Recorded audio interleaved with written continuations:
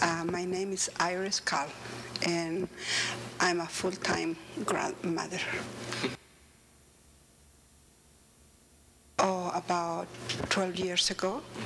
And when I found out that I had diabetes, I was worried about it, I was scared, and I couldn't believe it.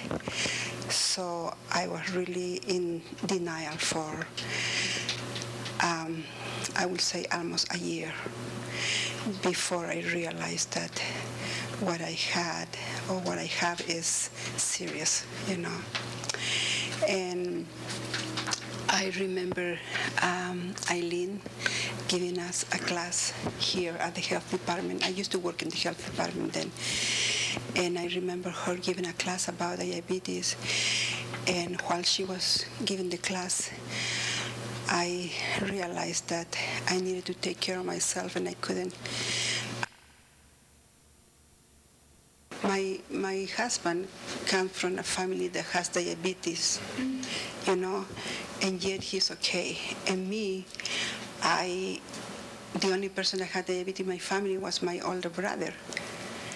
And here I am, I have diabetes too, and that's one thing I don't understand,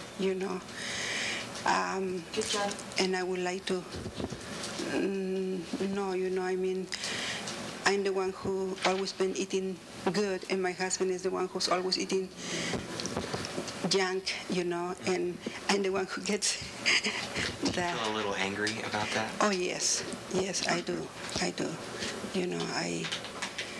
I sometimes I get frustrated, but most of the time I'm fine. I think I can do it, and so I think I can control it,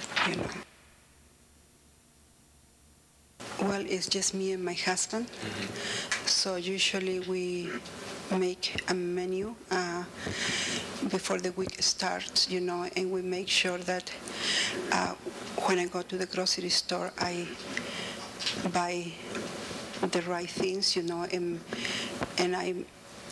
I'm very picky now to make sure that I get more vegetables than the carbohydrates, that I used to eat. And I love bread and pasta and potatoes and rice, but I make sure that I don't have that.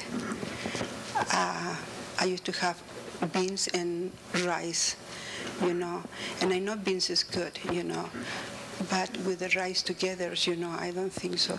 It will be, I think it's not good, So, and I eat small portions, and my husband makes sure that I do that, So, and we usually plan the menu together,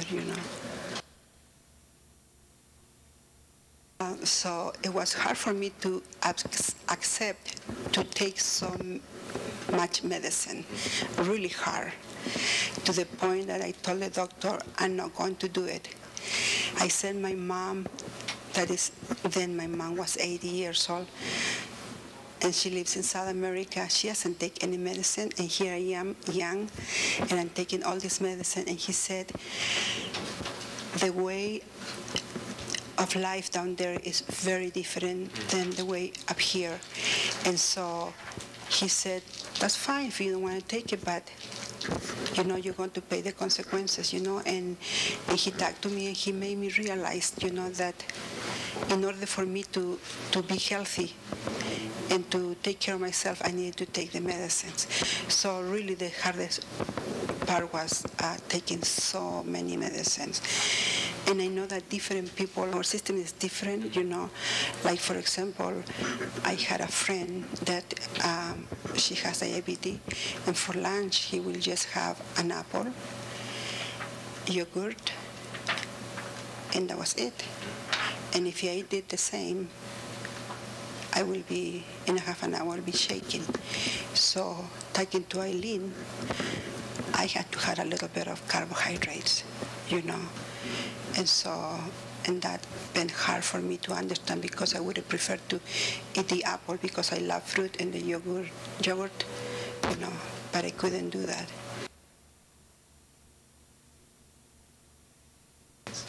Yes. I do because my husband and I went on a mission for 3 years.